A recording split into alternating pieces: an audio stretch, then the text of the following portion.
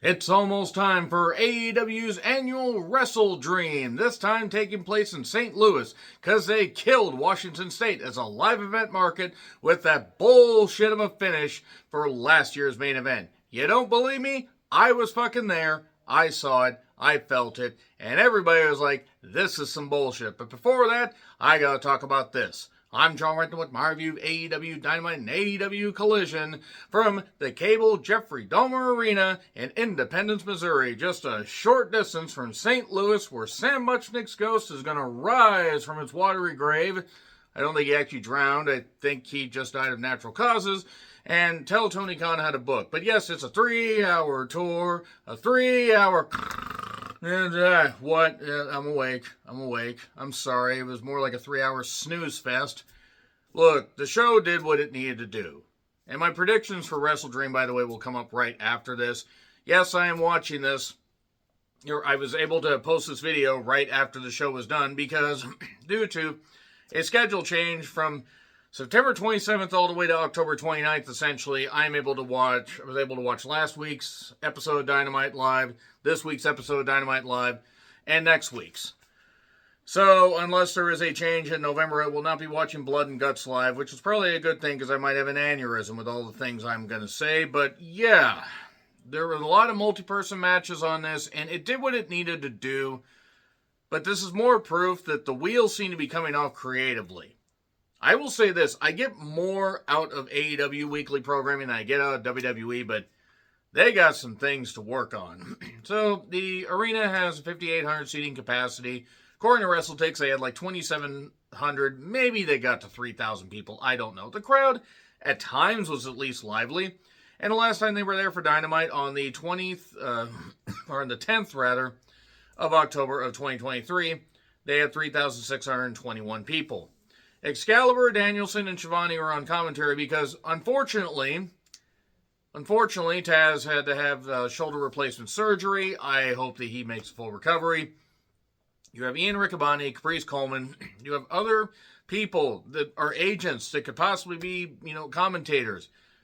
They need to find a full-time commentator that can actually be the lead commentator because Excalibur fucking sucks at this. He's not good. He was screwing up pitches to matches within the first few minutes. I don't care if he's a nice guy. I don't care if he's friends with the Bucks. I gave him a long leash. As just a fan, I tried to overlook any of his flaws. It can't be easy to call a goddamn national broadcast, but he cannot fucking do this.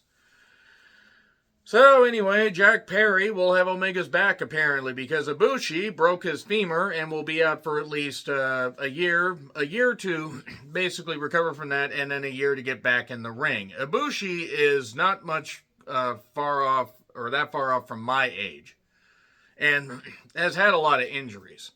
And though he is at one time he was a very, very good athlete and in tremendous shape, time has not been kind to him since he busted his shoulder, or whatever he did. He busted his shoulder, collarbone, whatever the fuck it was. And he has not been the same since, which one could argue after 2019 he really wasn't the same. And also he's kind of an aloofus as it were. Hang it up. Khan's paid him the entire length of his contract and probably will pay him while he is out and when he can get back to doing whatever, but he should just do stuff in Japan.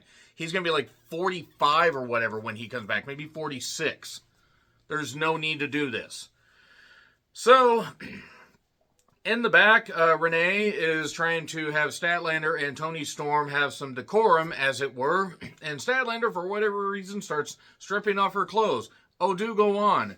And Tony Storm's just sitting there. Weird camera views. And then Renee decides to jack it off and throw that down to get them to stop it.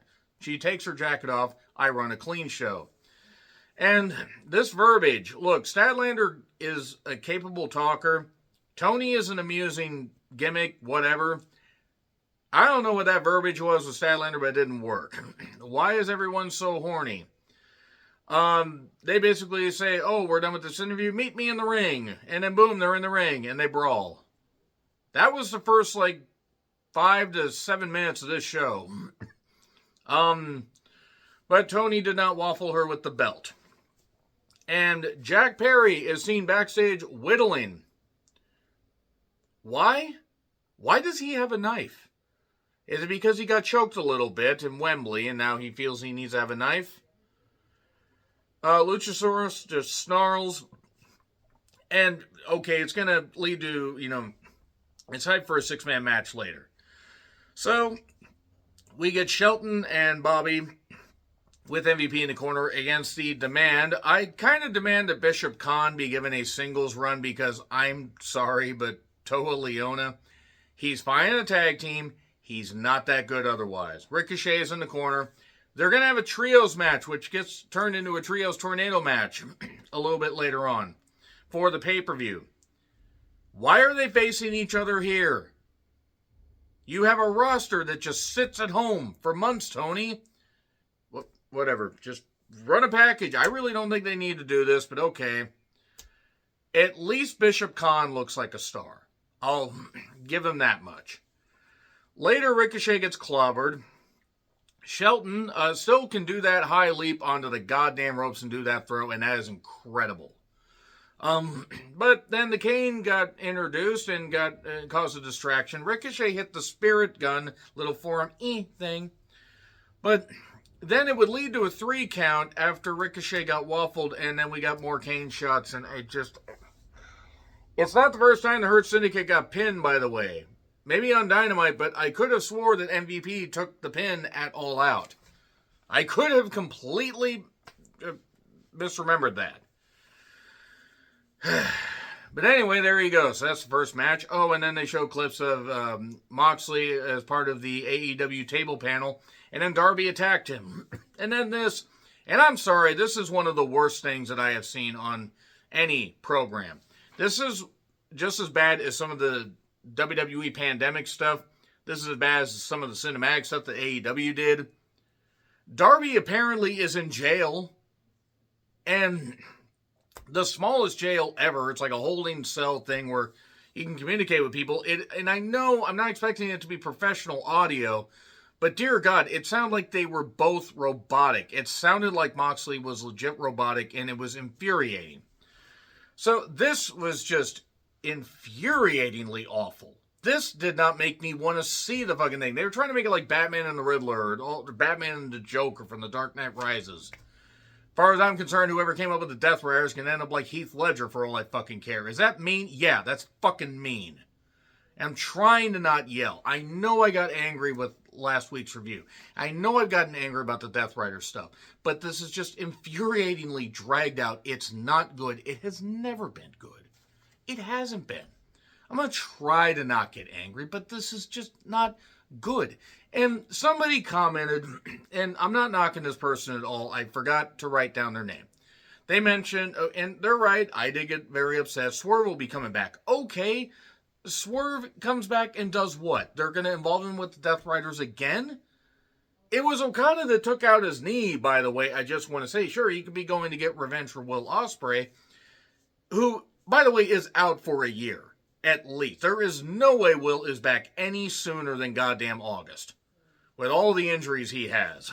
But, it's never too late, is what Moxley's saying. Oh, it's too late, Mox. It's too fucking late. It is way too fucking late for this bullshit. Darby says there's not a day that goes by where I don't think about joining the Death Riders. Why? What benefit has the Death Riders provided anybody? I mean, Moxley won a championship. Oh, sure, they were the Trios champions at one point. And then Pac was out, so Moxley stepped in. And now Pac is back looking like a ballooned, ballooned yet shorter General Zod, as the great Brian last said, and he's not wrong, or the Submariner, or Daniel Day-Lewis in Gangs of New York. This went on forever, and you can like this if you want, but then Pac apparently broke into this area or posed as a guard or something and beat up Darby in this holding cell thing. And where were the guards? Where was any of this? Why was any of this happening? Why does Tony Khan waste his money? However endless the amount of money is.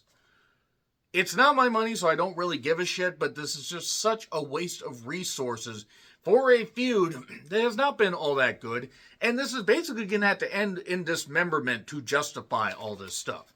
It's not going to, but it's going to basically be a big old schmoz and a bunch of ridiculous stuff. And I guarantee you Gabe Kidd's going to interfere, but I'll get to that in my predictions. That was terrible. That was a fucking terrible goddamn segment. This show dragged. This was like a 3 hour and 5 minute show, I think, something like that. And it really dragged. It felt like it was as long as one of their pay-per-views. And that's not to say that it was all bad, but just the parts that were bad or the parts that were bland really dragged this out. Why was Claudio just staying in a curtained area with a staircase while fans were just staring at him? Gee, I wonder what Claudio's doing. Oh, his music hits. Oh, he's ready for his entrance. These specialized entrances aren't good. It's not cinematic. It doesn't make it look any different.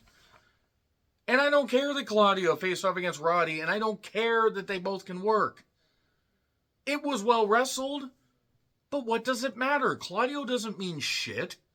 Roddy doesn't mean shit. Except to, again, sit his wife down and tell her that she should not be doing this. Except in front of 500 people in Seattle. I don't know why they did the turnbuckle backdrop, or backbreaker, that is, especially after the thing that happened with Ibushi. But nevertheless, right after the backbreaker on the turnbuckle, Claudio hit an uppercut. 1, 2, 3. Hey, at least we didn't have any interference, and it's 100 wins for Claudio. 1,000. Nope, not going to say it. So, Don Callis had a birthday party. It was apparently Don Callis' birthday. Yes, that man has been allowed to exist on this earth for another year. With, as has been labeled by somebody on a certain Facebook group, the Who World Order. And that's what they are. And look, I like Archer. I think he's talented. He's just a big guy that stands there. Alexander doesn't really mean anything, even though he's a really good athlete. Hechicero, he's a good athlete. There's just this conglomeration of just pieces. I mean, Okada just doesn't mean shit. Rocky is there to be the fall guy. And Kyle looks like a star. Just this whole thing is a mess. Takeshita sent a message that, you know, he hopes to win the IWGP title. He recorded that, of course, before he ended up winning the title. Yes, he beat Zack Sabre Jr. I did watch that match. I didn't watch all of King of Pro Wrestling because why? I mean, seriously, why? Like, Yota Tsuji, bless him. He's great, but they have so many problems. New Japan has so many problems. I can't even watch one of their full shows. I can watch pieces, but god damn it, they have so many problems. Takeshita versus ESJ was very good, though. That reminds me of what I like about New Japan. And he's the IWGP World Heavyweight Champion. Go ahead and gloat. You know who you are. You're going to gloat because you were right. I was wrong. I didn't think he would. But Okada accidentally turned the TV off. I hit the wrong button. Okada is not good in this role. He's just not, bitch. Trent, by the way, apparently is still there. And he has an arm cast because that motherfucker stays injured. Maybe he should ask Jordan Peterson for advice, since he's one of them. And he deserves to be mocked for that. Speaking of mocking, I'm going to mock this next match. Mark Davis, who already looked like he was limping, coming back out, you know, after having a broken foot. I guess that's the injury he had. Josh Alexander and Hechicero against Jurassic Express. Whoa, whoa, whoa, whoa, whoa, whoa, whoa, whoa. I'm sorry, but Jack Perry does not mean, you know, anything to me beyond just being a joke. Like, he's not an effective face anymore. He was a less effective heel. And he really thinks that he was so put upon the scapegoat, all that stuff and everything that he did. He's the one that made himself the scapegoat. It's his fault he was in that position. But their partner was the soon-to-be-retired Kenny Omega. I don't have the energy to do the rest. I'm sorry. Callis joins commentary. The Callis impersonator was there. He really does look like Callis. Hopefully he doesn't have the laundry list of controversies that Callis does.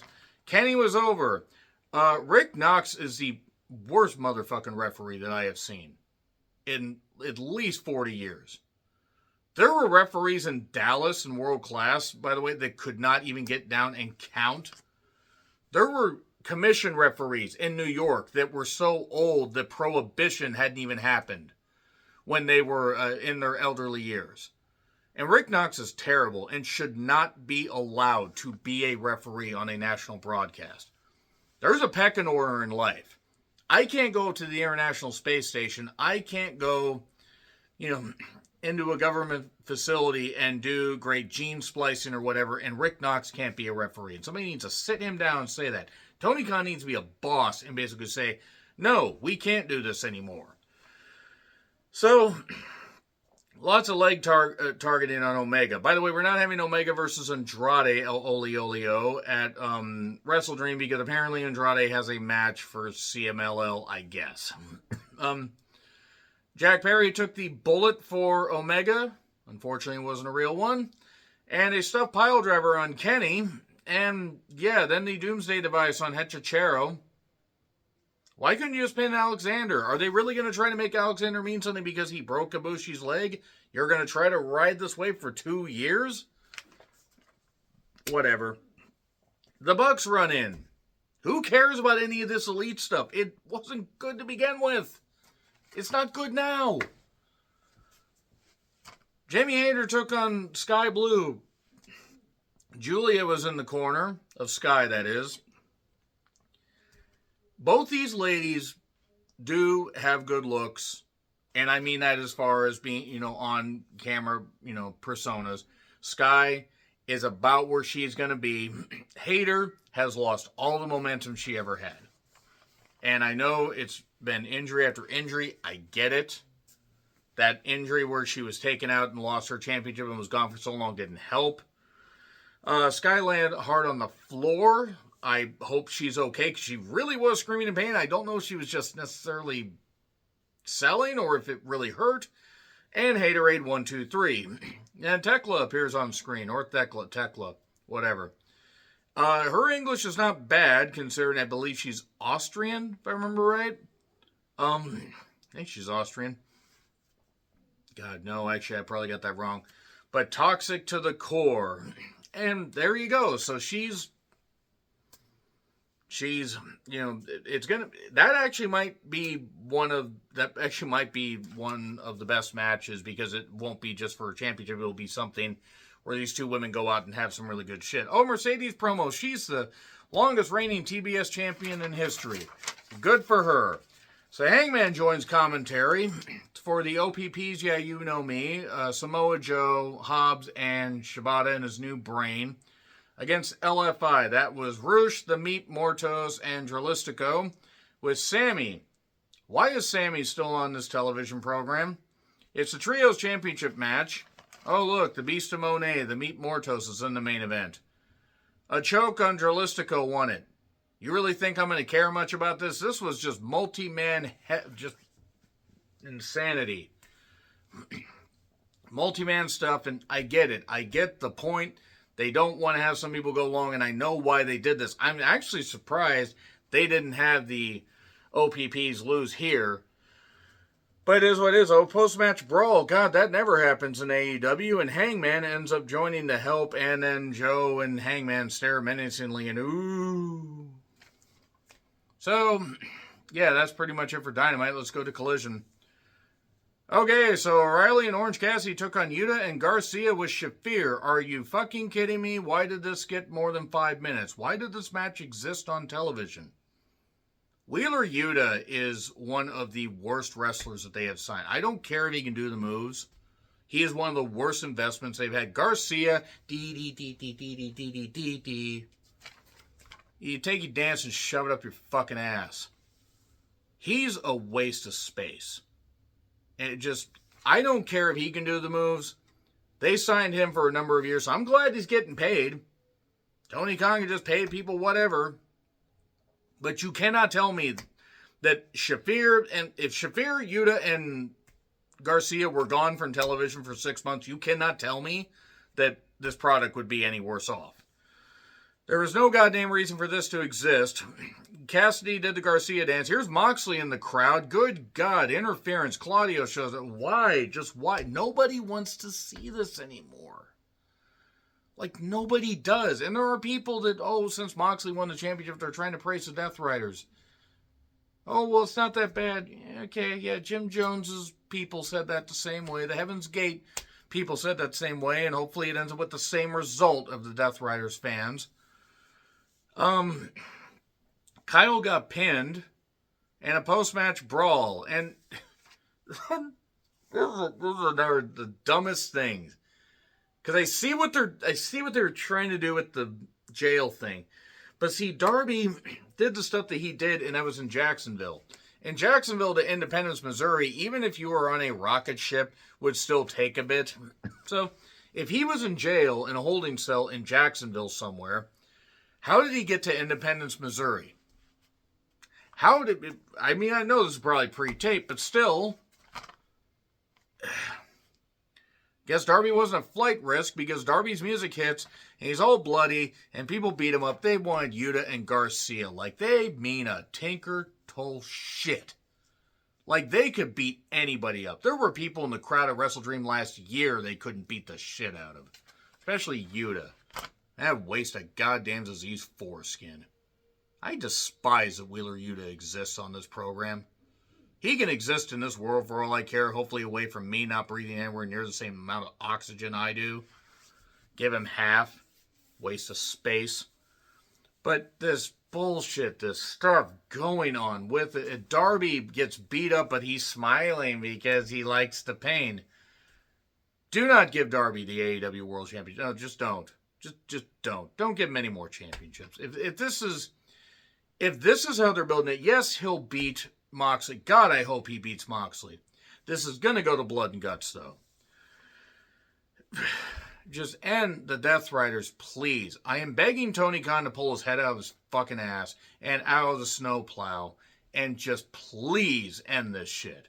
Megan Bayne took on Harley Cameron after about an endless amount of minutes of a child in a tracksuit. Wait, that was Stokely. That's unfair because children can grow up.